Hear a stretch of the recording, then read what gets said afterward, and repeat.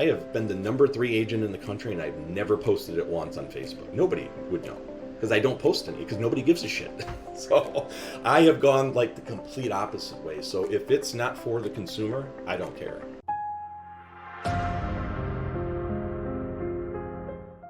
Hey everybody, and welcome back to the Off Market Podcast. Today we have Steve, CEO and co-founder of OnAgent. He's also the third-ranked agent by sold transactions in the USA over the past years. He's crushing it again in 2024 and is on track to be #3 again. Steve, welcome to the show. Thank you. Appreciate it. So Steve, why don't you tell us a little bit more about how you got into real estate?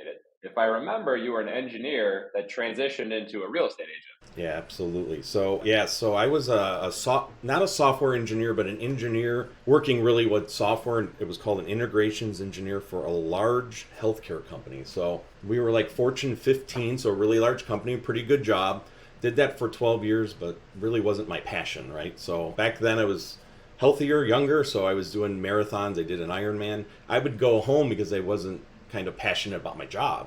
So I found I had other passions, right? So I did that for 12 years, and then we came across residential real estate as an investor first. And now I'm going to really date myself how old I am, because only old people will know this. I ended up buying a program called Carlton Sheets. It used to be a late night infomercial many years ago. And it was to teach you real estate. And this was like probably 2005 or 6. And I bought it for a couple $100, single guy back then, read it and thought, oh man, this could change my life. Some people read it, toss it. I read it and went, hey. Ended up telling a friend of mine that I wanted to get into real estate, and he was like, hey, our buddy Brian in Arizona has been doing that for years. I lost touch with him since high school, really close friend of mine. Long story short, we started buying rental property. He had some cash he made from Arizona. By the 4th house, I got licensed.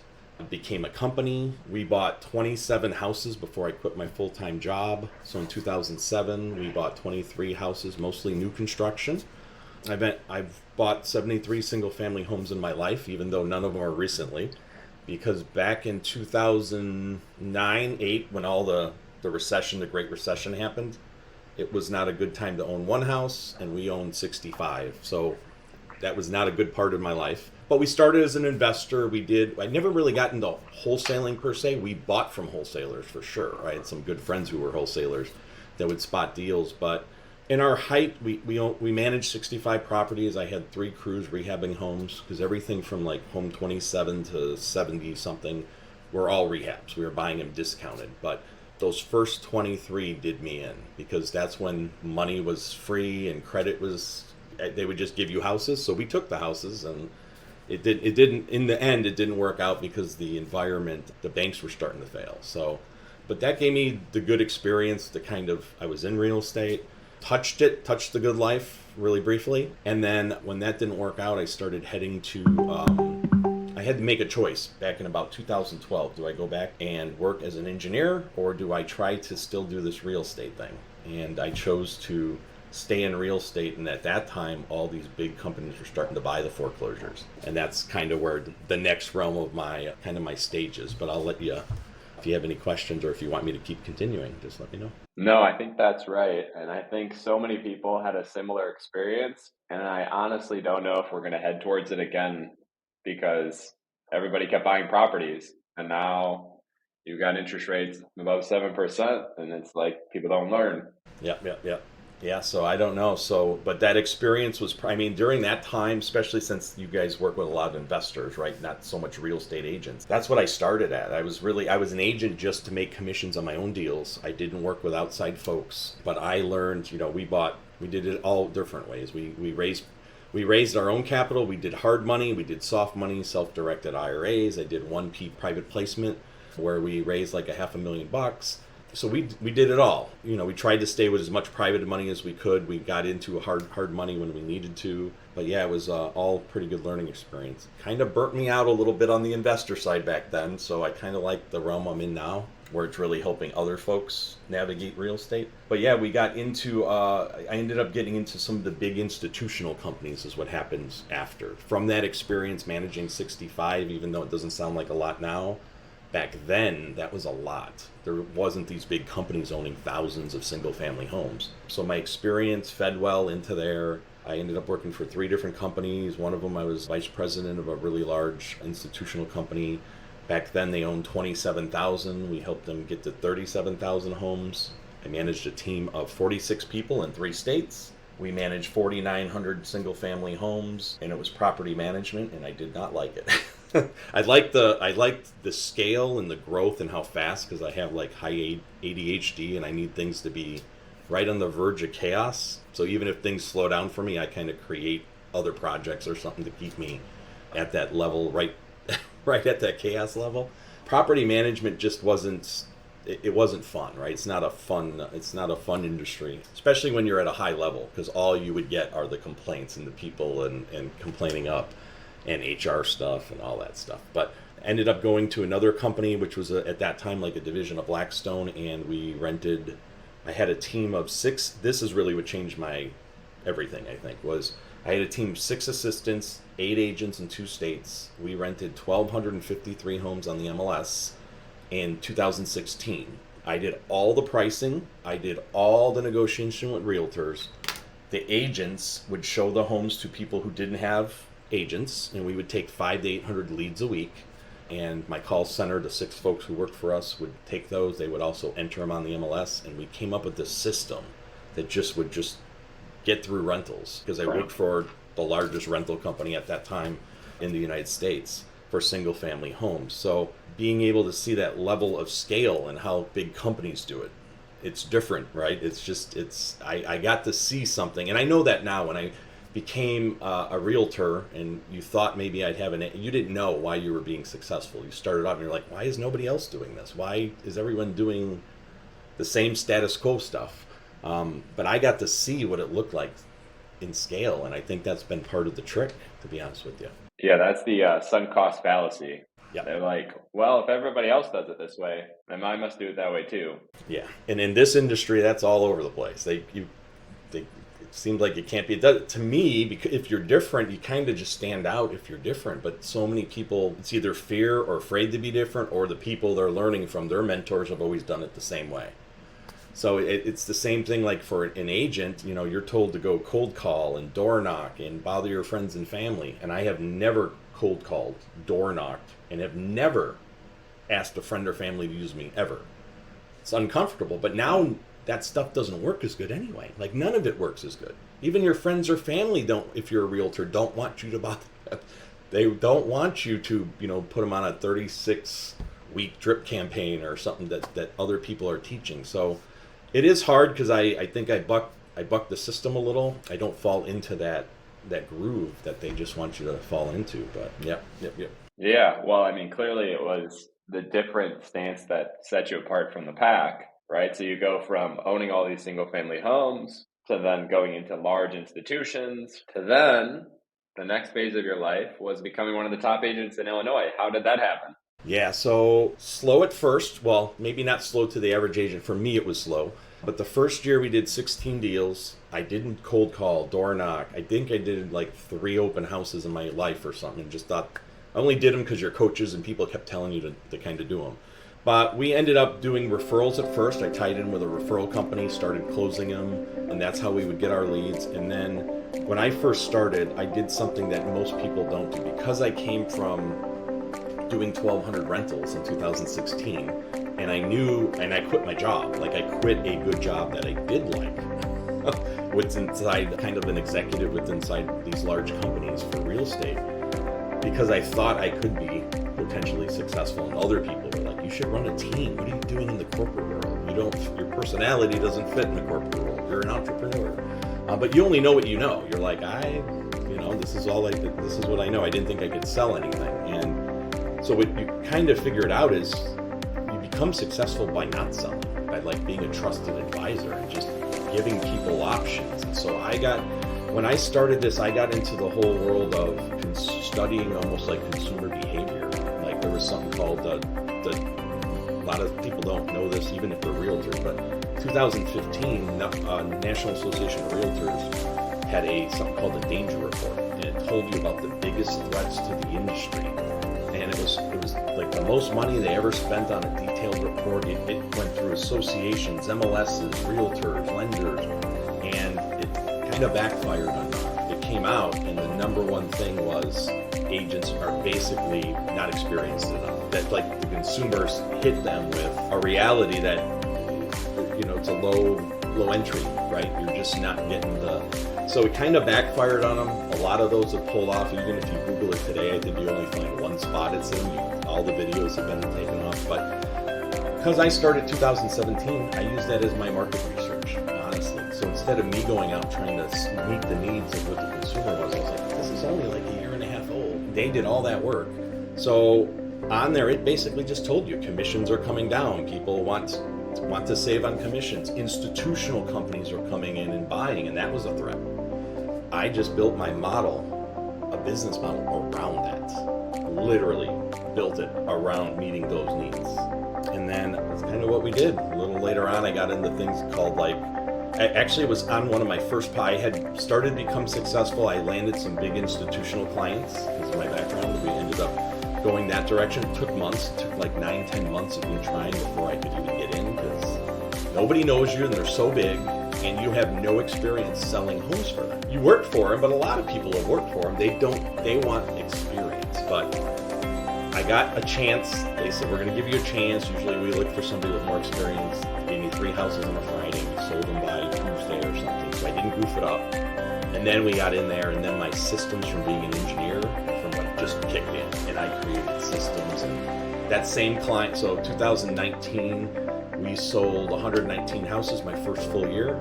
83 of them were with one client, right? But then the next year, that client, we ended up being their top agent, and they just went into selling mode, just got lucky, and we were placed right, and we sold 293 houses in 2019.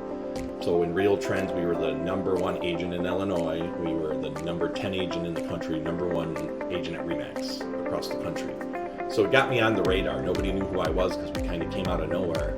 And then kind of with the RE/MAX being a #1 RE/MAX agent, at least in RealTrends, even though I didn't do most of the transactions with them, to the public, it appeared as that. We started going on podcasts and different things. And one of the podcasts, I'm telling a similar story like this, but because we're starting to be successful, and he goes, "Oh, you sound like a blue ocean, like a blue ocean. You know, do you know that book?" And I'm like, "I have no idea what you're talking about." Like, I'd never heard of the book, and I'm like, "I have no idea." I said, "I'm just different. I don't know." He goes, "You're describing like a blue ocean strategy from this book." Of course, I went home, get the book, and I listened to it, and you're just like, "This is why I'm successful." I just kept saying I was different. But I had created something completely different. I was starting to give consumers more options and better pricing than anyone else. And then I got the book, and then it was over, because now I have frameworks and charts that I've been operating on for 5 years. I mean, I went through the whole blue ocean thing. I make myself different on purpose. And you can shift that if you know the framework. As the industry changes, you could always force yourself to be different. And do you know anything about the blue ocean book or strategy or? Oh yeah, Blue Ocean. It's one of the first books they make you to read when you come out to Silicon Valley. Oh, gotcha. Yeah, years ago. I mean, it's an old book, and it's funny because if you know the frameworks, you have to increase something, decrease something, like get rid of something, because you can't be everything. Well, like I have not been to a house since the pandemic. 3.5, 4 years. I have not to meet a client. I've been at houses, but I haven't met a client for a buyer appointment. I don't really work with buyers. And a listing appointment. They're all over Zoom ever since the pandemic. I never went back out. Pandemic ended. When the pandemic happened, I thought my whole business was gone, because I thought I started it before the pandemic going virtual. I had a model. I started getting licensed in other states. I had signed a 12-state agreement with a broker, a disruptive broker, to open up and help them expand. And then that was going to help me expand without all the fees. And then the pandemic happened, and I thought, I'm going to be screwed, because everyone's going to know you can sell a house virtually. And then we did. I mean, the industry adapted, but then when the pandemic ended, everybody went back to their office, back to doing this, back to cold calling, back to door knocking, back to farming their geographic area. And I don't know. I just don't work like that. You're blanking, and you're just going out and hitting 100 people trying to find the 3 people that might be willing to sell. Well, there's other ways through social media or technology or ads that you can find people who are ready to sell. So I just, Yeah, right. yeah, Much absolutely. more efficient. It's way more efficient. So yeah, we don't have the similar kind of business model, I guess, but a lot of it's based on that blue ocean concept. Yeah. Yeah, that's a good one. That and The Hard Thing About Hard Things. What is that? Is that a book? It's by Ben Horowitz. I've never even heard, and I'm a book fanatic. I like all the time. The Hard Thing About Hard Things? Hard Thing About Hard Things by Ben Horowitz. Very cool. I will take a look. So you went from top 1% agent or top 3 in the entire nation, and then now you've launched something with your son. Tell us about that. Yeah, so during the pandemic, I got licensed in 8 more states. So currently I'm licensed in 12 states. We're in 46 MLSs. Because if you're virtual and you know it can work or work for you and you meet the needs of those clients looking for that, you can do it anywhere, right? And if somebody doesn't want that, they can go to a regular agent that are in every corner that they can use locally. We are now trying to close our gap. I have a business model from that blue ocean strategy where we have 3 segments, like a done for you, done with you, right? And do it yourself model. We put that basically in a format which is kind of like blue ocean does it in 3 segments. Back then I didn't call it that. It was called something different. It was called limited service, full service, and signature service. I call signature service the traditional agent. Going to the house, maybe you stage it, you're giving them that white glove attention. That's how I started. I did that. I definitely did that. But I got away from that. I just went down a different path with investors. And once you go with investors, they're in a corporate office in Dallas. You're not meeting them at the house. So it just became natural to do it without meeting at the table. And then you realize you kind of like that better. It's easier to work with businesses than it is, homeowners. So we have always focused on the 2 components, the limited service and the virtual service. And the average agent just focuses on a little part of signature service. Hey, we want the top dollar and that's it. And real estate is this big. I mean, it's enormous. And there's people from here to there that want all kinds of different service levels. They just don't feel like they have options, to the point that they've recently sued National Association and won.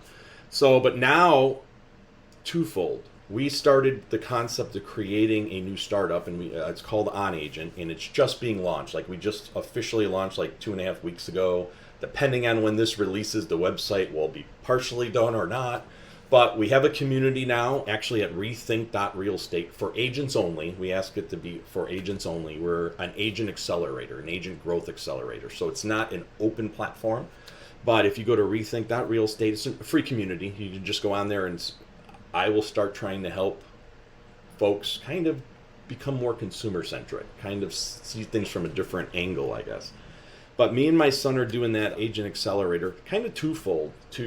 We know there's a lot of agents that are hurting right now. And this is before Friday, when NAR announced a lot of changes to the industry coming.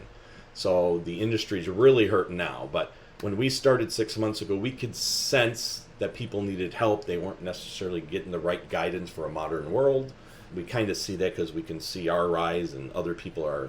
So, we want to help, and we have a need. Like the signature part, we can't help with. Like, I don't do much on the buyer side because I don't have buyer agents.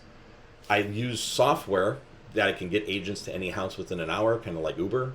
They have that within licensed agents for real estate, so I've been using that for years. But ultimately, we're trying to create a network of agents now in all these geographic areas, these green dots, the metro areas, and place them there. And then we can help them, buyer leads. We can help them if there's a full service listing, somebody wants more than what we give them. Or they start off with us in a do-it-yourself or done with you, and then they're like, hey, this isn't working. I do want somebody to, well, I have somebody who's already vetted and trained by us. So we're trying to close the gap. We're trying to help agents as well, but we're also trying to kind of close our gap and then hopefully be a resource in the future that people want to go to first, because we're giving you more options, more value, more choices.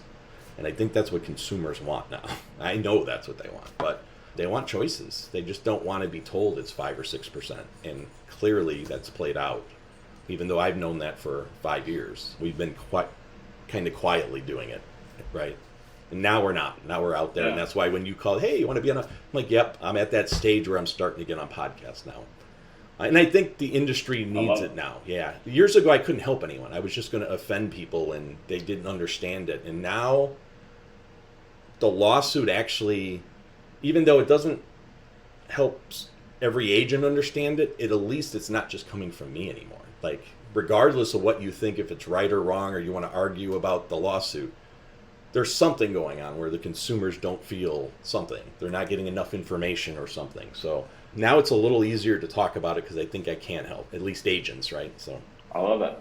I got 2 questions left. Let's start with the one that I think love the most, which is, if you were going back to your times, 2007, you're starting off in real estate, you're going to buy real estate, or you want to go back to when you first became an agent and tell yourself one piece of advice, what would that be? can I swear on this podcast? Yeah. Okay. The biggest advice I ever got in my life, and I've shared this on one other podcast recently, but the biggest advice I ever got came when I was a real estate agent. I already had success, but I really wanted to knock it dead, right? I was trying to, I knew I had more in me, and I paid a coach a lot of money who was not a coach for entrepreneurs or real estate. He was a high-level coach at corporations. I hit it off with him. He didn't even know how to charge me. He's like, I only work with companies, and this, I don't even know if I can help you. He said, if you can do this, let's do it for a month and I'll see if I can help you. And on that last call we had, he basically said this to me. He goes, you're a visionary. You're going to will yourself to be successful. You're already successful, but you're going to will yourself to be successful. He goes, but I want to tell you something, and I need you to understand it. And he goes, nobody gives a fuck about Steve Koleno. And this is a true thing, true conversation. And he goes, everything you've told me the whole month we've been here was you created this model. You put yourself in the center, or the real estate agent in the center. And you're offering these services to these people because it's you, and you want to be the top agent. And he goes, nobody gives a fuck about Steve Koleno. And he goes, once you realize that, and he goes, you put the consumer in the middle of your business model, your life will change, is what he told me. And I didn't get it, and I was like, this guy just paid him all this freaking money, and he just told me nobody gives a shit about me. In my brain, but months later, now, where I talk about it, and I know that's what changed me. I have never posted, my LinkedIn is really written up professionally, but I used to care about trophies and all that stuff. I have been the number 3 agent in the country, and I've never posted it once on Facebook to friends or family. Nobody would know because I don't post any, because nobody gives a shit. So I have gone the complete opposite way. So if it's not for the consumer, I don't care. It has to be about the consumer. And a lot of agents aren't like that, and a lot of brokerages aren't. They're agent centric. They're focused on them and the agent. I am different. So that would be the biggest thing is, and there's another, Alex Hormozy, $100 million offers, if you know that book, right? Make your offer so good that somebody would feel stupid to say no, or something similar to that. If you wake up every day and all you're trying to do is increase your offer, whatever business you're in, to make it so good that your consumer would feel stupid not to use you. That's the edge. Just every day, just do that. Don't worry about your leads or friends or family or doubling down on your... Every day, focus on how you can make your offer better. Would be the thing I wish I would have learned. Actually, I wish I would have learned that when I was 25. Because I started as an agent at 47. And I don't learn that part of it until I'm 49. So you're starting later in life. But that would be my biggest regret. I didn't learn it when I was in my 20s or something. But I love it. Well, normally I would ask another question, but I think that's the perfect end to a perfect story. And you've had an incredible journey, and I'm so excited to get this story out and just help encourage people in their real estate journey themselves. I think there's a whole lot of nuggets that came from this conversation, and I think you're one of the good ones. You got it, man. I appreciate it. So thank you very much for coming on, Steve, and I hope you have a great day. You got it, sir. Thanks. Talk to you.